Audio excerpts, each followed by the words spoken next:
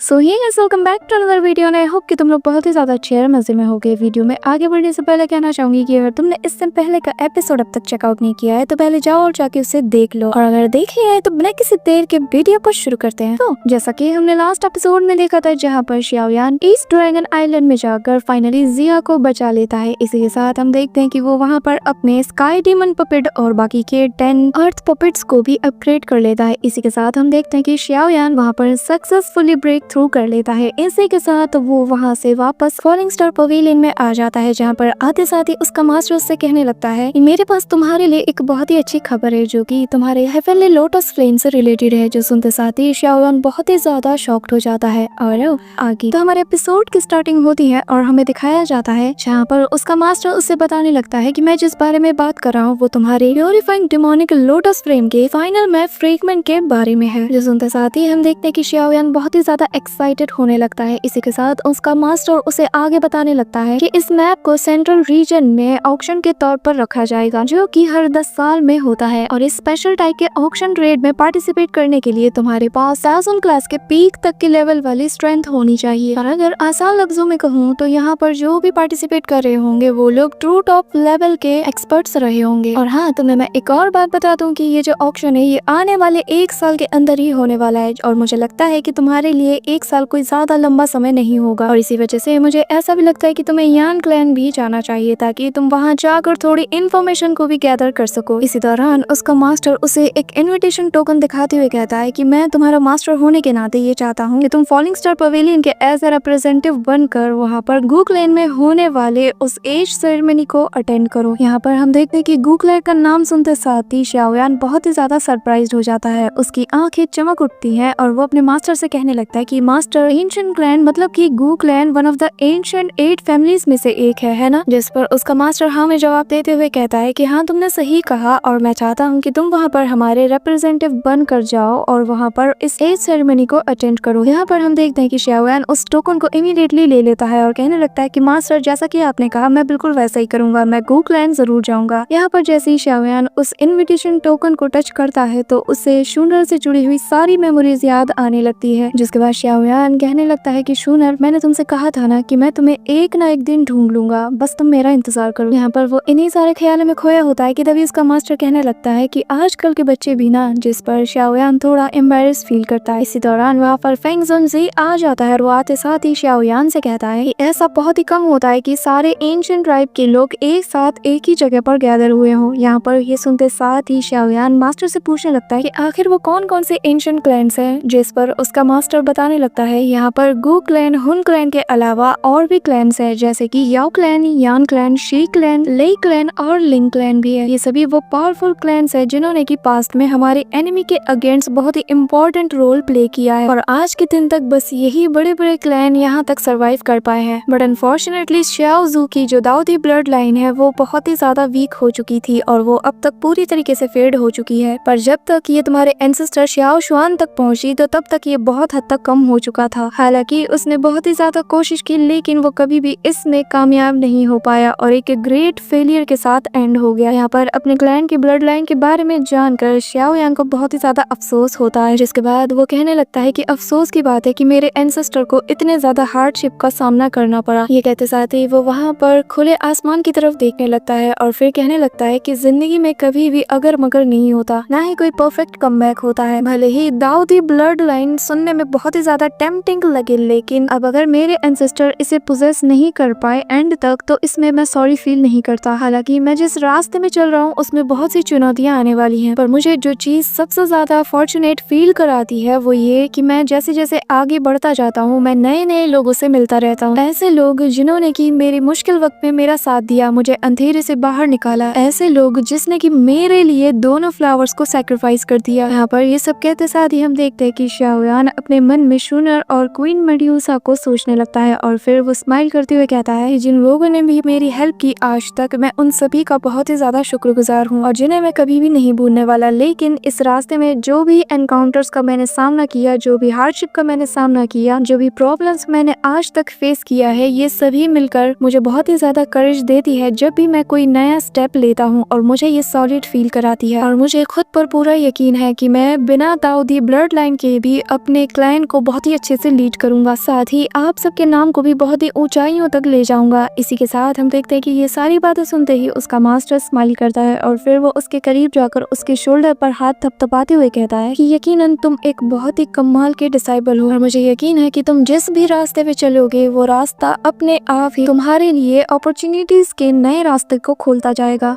और मुझे यकीन है कि तुम जैसे जैसे आगे बढ़ते जाओगे तुम खुद में इम्प्रूवमेंट भी करते जाओगे। बस तुम पूरी डिटर्मिनेशन के साथ अपने हर एक स्टेप को फॉलो करते रहना और एक बात हमेशा याद रखना कि हम सभी तुम्हारे साथ हैं। इसी के साथ नेक्स्ट सीन में हम देखते कि इन दोनों को ऐसा देखकर फेंग जोन कहने लगता है कि तुम दोनों वाकई में मास्टर और डिसाइपल होने के वर्दी हो। जिसके साथ ही हम देखते हैं कि यहाँ पर वो शाओयान से कहने लगता है कि शाओयान, क्या वैसे तुम्हें पता है कि तुम्हारे ये जो मास्टर हैं ये भी one of the 8 ancient clan में से ही एक के मेंबर हैं। यहाँ पर जैसे ही शाओयान इसे सुनता है तो उसे यकीन नहीं होता और वो हैरानी के साथ अपने मास्टर की तरफ देखते हुए कहने लगता है कि मास्टर, क्या ये बात सच है कि आप भी one of the 8 ancient clan में से ही एक के मेंबर हो? जिस पर उसका मास्टर स्माइल करता है और उसे हाँ में जवाब देते हुए कहता है कि हाँ, तुमने सही सुना। तुम्हारा मास्टर यानी कि मैं खुद भी याओ क्लैन का मेंबर हूँ, एक ऐसा मेंबर जिसे कि उसी के लोगों ने वीक समझकर उसे पूरी तरीके से अबैंडन कर दिया था। यहाँ पर शाओयान जैसे ही ये सुनता है कि उसके मास्टर को लोगों ने अकेला छोड़ दिया था तो वो बहुत ही ज्यादा हैरान हो जाता है और वो हैरानी के साथ रिपीट करता है कि क्या उन लोगों ने आपको अकेला छोड़ दिया? यहाँ पर उसका मास्टर उसके कंधे पे हाथ रखते हुए कहता है कि ये सारी अब पास्ट की बातें हैं, मुझे अगर कभी मौका मिला तो मैं तुम्हें इसके बारे में पूरी डिटेल के साथ बताऊंगा। जिसके बाद उसका मास्टर शाओयान से कहने लगता है कि मैंने लिटिल फेरी डॉक्टर को ओल्ड टाउन में जाकर उन सारे मेथड्स को प्रैक्टिस करने के लिए कहा है जिससे कि वो पूरी पॉइजन बॉडी को कंट्रोल कर सके और इसीलिए मैं चाहता हूँ कि जब तक वो यहाँ पर वापस नहीं आती तुम उसका इंतजार करो। एक बार बस वो यहाँ पर आ जाए फिर तुम उसके साथ गूकलैंड जाने के लिए रवाना हो सकते हो। जिस पर हम देखते हैं कि शाओयान भी हाँ में जवाब देता है। इसी के साथ हमें थोड़ी देर बाद का सीन दिखाया जाता है जहाँ पर शाओयान उस ग्रेट सिंगल स्क्रोल को प्रैक्टिस करने में लग जाता है। जिसके बाद हम देखते हैं कि शाओयान वहाँ पर अपनी आंखें खोलता है और उस स्क्रोल को देखने के बाद कहने लगता है कि इंपीरियल फिजिशियन हान क्यू सच में बहुत ही ज्यादा एक्स्ट्रा ऑर्डिनरी है। इसी दौरान शाओयान को पता चलता है कि लिटिल फेरी डॉक्टर फाइनली अब वहाँ से आ चुकी है। के साथ हमें उसे लिटिल फेरी डॉक्टर को दिखाया जाता है जहाँ पर वो बहुत ही ज्यादा ब्यूटीफुल हो चुकी है और उसका लुक भी चेंज हो चुका है। जिसके बाद हम देखते हैं कि वो इमीडिएटली शाओयान के सामने आ जाती है और आते साथ ही अपने बालों को फेस से हटाते हुए कहने लगती है कि देखो तो मैं तो तुम्हें पहचान ही नहीं पा रही। जिस पर शाओयान कहने लगता है कि अच्छा ऐसी बात है, तो लगता है कि मुझे तुम्हें बहुत ही अच्छे से याद दिलाना होगा कि मैं कौन हूँ। जिस पर हम देखते हैं कि लिटिल फेरी डॉक्टर स्माइल करने लगती है और फिर वो उसे बताती है कि मैंने उन्हीं सारे मेथड्स और स्किल्स को बहुत ही अच्छे से प्रैक्टिस किया जिसके बारे में मुझे मास्टर ने बताया था और जैसे जैसे मैं इससे प्रैक्टिस करती गई मैंने ये पाया कि वो जो ग्रेट पॉइजन था वो एट द एंड जैसे जैसे मेरी बॉडी में समाती गई वो मेरे बॉडी के अंदर अब एक ग्रेट टॉनिक बन चुकी है और अब जिससे मेरा लेवल भी इंक्रीज हो चुका है और जो मेरे फ्यूचर में बहुत ज्यादा काम आने वाला है। यहाँ पर ये सारी चीजें सुनने के बाद शाओयान उससे कहने लगता है कभी कभी तो मुझे समझ ही नहीं आता कि मेरे आसपास आखिर कितने और किस टाइप के जीनियस घूम फिर रहे हैं। जिसके बाद वो उससे कहने लगता है कि शायद अब हमें निकलना चाहिए। यहाँ पर हम देखते हैं कि लेडी फेरी डॉक्टर भी उसे हाँ में जवाब देती है। इसी के साथ सीन शिफ्ट होता है और हमें शूनर को दिखाया जाता है जहाँ पर उसके पास उसका एक सर्वेंट आकर उसे शाओयान के बारे में रिपोर्ट देते हुए कहने लगता है कि मिस मास्टर शाओयान विंटर रीजन में एंटर हो चुके हैं और अब वो ऑलमोस्ट एंशिएंट होली सिटी में एंटर होने वाले हैं। यहाँ पर जैसे ही शूनर शाओयान के बारे में सुनती है तो वो अपनी आईज ओपन कर लेती है और वो हमें बताती है कि मैं जब से क्लोज डोर प्रैक्टिस कर रही हूँ इसी दौरान मैंने आउटसाइड वर्ल्ड से रिलेटेड हर एक छोटी बड़ी खबर पर नजर रखी हुई है। जिसके बाद वो उस सर्वेंट से शाओयान के बारे में पूछते हुए कहती है कि बताओ आखिर वो कैसा है। जिस पर उसका सर्वेंट उसे बताने लगता है कि मिस शायद आपको पता नहीं हो लेकिन जब से शाओयान यहाँ पर आए हैं तो वो किसी न किसी चीज की वजह से हमेशा लोगों के बीच चर्चा में रहते हैं। यहाँ पर शाओयान के बारे में इतना कुछ सुनने के बाद हम देखते हैं कि शूनर बहुत ही ज्यादा खुश हो जाती है और वो कहने लगती है कि मुझे पता है कि शाओयान बहुत ही ज्यादा पावरफुल है। लेकिन हम देखते हैं कि उसका वो जो सर्वेंट वहाँ पर होता है उसे ये बात बिल्कुल भी पसंद नहीं आती और वो अपने मन में कहता है कि शाओयान मैं नहीं जानता आखिर तुमने मिस शूनर पर कौन सा जादू किया है कि वो बस हमेशा तुम्हारी बारे में ही बातें करती रहती है। और मैं इतना जानता हूँ कि हमारी मिस तुमसे कई गुना ज्यादा पावरफुल भी है और वो तुमसे बहुत ही ज्यादा बेटर है। और फिर वो अपने मन में कहने लगता है कि मिस मैं ये बस आपके लिए कर रहा हूँ। जिसके बाद वो उससे कहने लगता है कि मिस आपकी जो हमारी क्लैन में करेंटली रेपुटेशन है उसके अकॉर्डिंग अगर आप ज्यादातर शाओयान के बारे में ही बातें करेंगी तो मुझे डर है कि कहीं ये मास्टर शाओयान के लिए कोई बड़ी मुसीबत मुसीबत ना बन जाए। यहाँ पर शूनर ये सुनते साथ ही थोड़ी सीरियस हो जाती है और नेक्स्ट सीन हमें दिखाया जाता है कि शूनर बहुत से एल्डरों के बीच में होती है, जहाँ पर वो लोग शूनर के ही मैरिज प्रपोजल के बारे में बात कर रहे होते हैं और फिर वो कहने लगते हैं कि मुझे यकीन है कि मिसेस शूनर इसके बारे में बहुत ही अच्छे से सोचेंगी। जहाँ पर उनमें से एक एल्डर कहने लगता है कि मिस शूनर, तुम्हारे पास जो ब्लड लाइन है वो सबसे ज्यादा प्योरेस्ट है और श्याओ फैमिली जो कि ऑलरेडी अपनी ब्लड लाइन को खो चुकी है और हमारी एंशिएंट क्लैन अलायंस में ऐसा एंशिएंट क्लैन काउंट मीटिंग की जाती, इसलिए वो क्लैन बिल्कुल भी क्वालिफाई नहीं है कि आप उस क्लैन के किसी मेंबर के साथ रिलेशनशिप बनाने का सोचे। यार उसके इस बात में हम देखते हैं कि बाकी सारे एल्डर्स भी उसका साथ देते हैं और कहने लगते हैं कि हाँ, आपने बिल्कुल सही कहा, एक ऐसी क्लैन और एक ऐसा रेस जो कि अपने ब्लड लाइन को ही खो चुकी है, भला वो हमारे साथ कैसे कंधे से कंधा मिलाने का सोच सकती है। ये हमारे क्लाइंट के लिए बहुत ही ज्यादा शर्मनाक होगा। यहाँ पर दूसरा एल्डर कहने लगता है कि मिस, मुझे आपसे ये उम्मीद नहीं थी, आखिर आप ऐसा कैसे कर सकती हैं? आपके पास सबसे ज्यादा प्योरेस्ट दाऊदी ब्लड लाइन है, तो आप उस क्लाइंट के किसी मेंबर के बारे में सोच भी कैसे सकती हैं? मुझे आपसे इस काम की उम्मीद नहीं थी। अब जब वर्ल्ड को पता चलेगा तो सोचिए हमारे क्लाइंट की कितनी ज्यादा बदनामी होगी। बस फिर क्या है, इतना सुनना ही था कि शूनर का दिमाग खराब हो जाता है। वो बहुत ही ज्यादा गुस्से में आ जाती है और अपनी पावर की ऑरा को वहाँ पर रिलीज करने लगती है, जिसके बाद वो हवा में फ्लोट करना शुरू कर देती है और दोबारा से इंटेंस अमाउंट में एनर्जी को रिलीज करने लगती है, जिससे सभी एल्डर्स बहुत बुरी तरीके से शॉक्ड हो जाते हैं। वो लोग बुरी तरीके से डर के मारे कांप रहे होते हैं, जिसके बाद हम देखते हैं कि शूनर बहुत ही ज्यादा गुस्से में आ जाती है और फिर उन सभी से कहती है कि मैंने जो भी डिसीजन अपनी लाइफ को लेकर लिया है उसमें दखल देने वाले आप लोग होते कौन हो? ये मेरी अपनी लाइफ का फैसला है और मैंने जो भी फैसला लिया है मैं उस पे कायम हूँ। मैंने शाओयान को अपने लिए चुना है और वो सभी से बेहतर है और ये बात जल्द ही आप सब लोग भी जान जाओगे। उसने पास्ट में क्या किया है या वो कितना ज्यादा स्टूपिड लगता है, ये सभी चीजें आप लोगों को इग्नोर करना होगा। मैं शूनर, जिसके पास हमारे क्लाइंट की सबसे प्योरेस्ट ब्लड लाइन है, मैंने उसको चुना है और आप सभी को मेरा फैसला मानना होगा, क्योंकि आपके राय से मैं अपना फैसला नहीं बदलने वाली। यहाँ पर ये सब कहने के बाद हम देखते हैं कि शूनर वापस से अपनी जगह पर लौट आती है और फिर वो कहने लगती है कि मुझे यकीन है कि तुम जब यहाँ पर रहोगे तो शाओयान तुम सभी को साबित कर दोगे कि तुम कितने ज्यादा पावरफुल हो। मुझे तुम्हारी काबिलियत पर पूरा यकीन है, साथ ही मुझे तुम्हारा बेसब्री से इंतजार भी है। इसी के साथ सीन शिफ्ट होता है और हमें शाओयान और उसकी टीम को दिखाया जाता है, जहाँ पर वो लोग गोकलैंड के लिए निकल जाते हैं। इसी दौरान हम देखते हैं कि उनकी शिप एक बहुत ही ज्यादा पावरफुल बैरियर के पास पहुंच जाती है, जिसे देखते साथ ही त्यान हुआ कहने लगता है कि इस पावरफुल से बैरियर के अंदर जाने के लिए तुम्हारे पास वो इंपीरियल इनविटेशन टोकन होना जरूरी है, तभी हम सभी और हमारा ये शिप इसके अंदर एंटर हो सकता है। यहाँ पर जैसे ही ये लोग ये सुनते हैं वो लोग चेक करने के लिए पहुंच जाते हैं और जैसे ही शाओयान उस बैरियर को टच करता है, अचानक से एक पावरफुल फोर्स इन सभी को हिट होती है, जिससे ये लोग दूर तक धकेले जाते हैं और फिर त्यान हुआ इन लोग को बताता है कि ये अर्थ शेकिंग पावर जो भी हम सभी ने फील की है, ये असल में इसी बैरियर से आ रही है, जिसे कि उस एंशिएंट क्लैन ने ही लगाया है, ताकि कोई भी आउटसाइडर बिना उनके परमिशन के एंटर ना हो पाए। यहाँ पर शाओयान भी इस पावर से बहुत ही ज्यादा सरप्राइज था और फिर वो कहने लगता है आफ्टर ऑल हम एक एंशिएंट ट्राइब में एंटर होने वाले हैं, तो इससे लेस तो हम उससे एक्सपेक्ट कर भी नहीं सकते। जिसके बाद वो उस टोकन को देखने लगता है और कहने लगता है कि पर मुझे यकीन है कि इस टोकन से हमारा काम हो जाएगा। ये कहते साथ ही वो उस टोकन को उस बैरियर पर टच करता है, जिससे वो पूरा बैरियर हट जाता है। जिसके बाद वो सभी लोग एक एक करके एंटर हो जाते हैं। इसी के साथ सीन शिफ्ट होता है और हमें दिखाया जाता है यहाँ पर शाओयान सभी को लीड करते हुए सिटी के एंट्रेंस पर पहुंच जाता है, जहाँ पर हमें बहुत से गार्ड्स दिखाए जाते हैं जिन्हें कि उस एंट्रेंस वाली जगह पर तैनात किया गया था। इसी दौरान उनके सामने से एक कमांडर आता है जो कि और कोई नहीं बल्कि लिंग क्यान होता है। इसी दौरान हम देखते हैं कि यहाँ पर शाओयान भी अपनी टीम के साथ आ रहा होता है और जैसे ही लिंग क्यान की नजर उस पर जाती है वो उसे यहाँ पर देखकर बहुत ही ज्यादा शॉक हो जाता है, जिसके बाद वो अपने सभी गार्ड्स को उस पर अटैक करने के लिए ऑर्डर देता है। साथ ही उन सभी को ये ऑर्डर भी देता है कि इसे अभी के अभी हमारे कब्जे में ले लो। इसी के नेक्स्ट सीन में हम देखते हैं कि सारे के सारे गार्ड्स इन सभी को एकदम से घेर लेते हैं, जिसके बाद लिंग क्यान वहाँ पर आते साथ ही कहने लगता है कि शाओयान तुम्हारी हिम्मत की तो दाद देनी होगी, जो तुम ऐसे ही मुंह उठाकर हमारे इस एंशिएंट ट्राइब में एंटर होने के लिए यहाँ तक चले आए। मरने की अगर इतनी इच्छा है तो साफ साफ कह दो। यहाँ पर शाओयान उससे कुछ नहीं कहता, बस स्माइल करता है, जो देखते साथ ही लिंग क्यान को बहुत ही ज्यादा गुस्सा आ जाता है और वो उस पर अपने स्पेयर को थ्रो करते हुए सभी का ऑर्डर देता है कि इस पर अटैक करो। जिसके नेक्स्ट सीन में वो उस पर गुस्सा करते हुए कहता है कि आखिर तुम्हें यहाँ पर आने की इजाजत किसने दी। जिसके बाद हम देखते हैं कि शाओयान और उसके सारे दोस्तों पर अचानक से इंटेंस अमाउंट में ये लोग प्रेशर डालना शुरू कर देते हैं। But as you can say किसी का बाल तक बांका नहीं होता। लेकिन यहाँ पर शाओयान को बहुत ही ज्यादा गुस्सा आ जाता है और फिर वो जमीन पे अपना जोर से पैर पटकते हुए अपनी पावर की ऑरा को रिलीज करता है, जिससे हम देखते हैं कि वहाँ मौजूद सारे गार्ड्स दूर छिटक कर जा गिरते हैं। और फिर शाओयान सामने आते हुए उसे इनविटेशन टोकन को दिखाते हुए कहने लगता है कि एंशिएंट ट्राइब अपने गेस्ट्स को ऐसे ट्रीट करती है। जिसके बाद वो उस टोकन को उसके पास थ्रो कर देता है, जिसे जैसे ही लिंग क्यान कैच करता है तो वो उसमें शाओयान के पवेलियन का नाम जैसे ही पढ़ता है तो वो मुस्कुराते हुए कहता है कि तुम्हारे जैसी छोटी स्ट्रेंथ वाले पवेलियंस